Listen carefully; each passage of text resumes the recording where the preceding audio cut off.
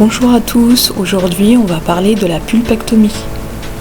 C'est parti, on commence avec une petite définition.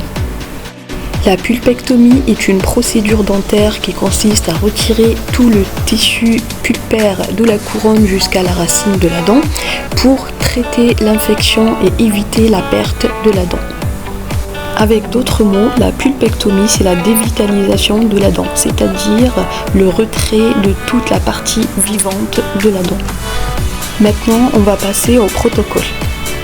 Comme vous pouvez le voir sur les images, pour le traitement endodontique, le praticien commence par l'élimination de tout le tissu infecté par la carie et l'aménagement d'une voie d'accès à travers la dent pour accéder aux racines.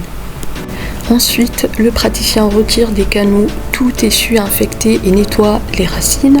L'utilisation de la solution d'irrigation antiseptique.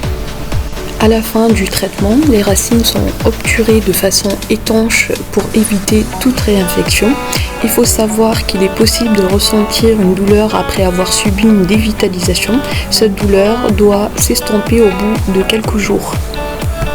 Si la douleur persiste, n'hésitez pas de reprendre un rendez-vous avec votre chirurgien dentiste en urgence.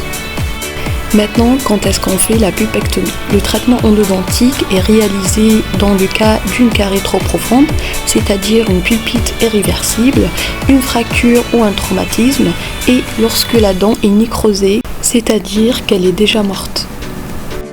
À la suite de la dévitalisation d'une dent, il est recommandé de placer une couronne car la dent devient fragile et peut se briser facilement. Il faut savoir que seul votre chirurgien dentiste peut décider quelle prothèse mettre après une dévitalisation.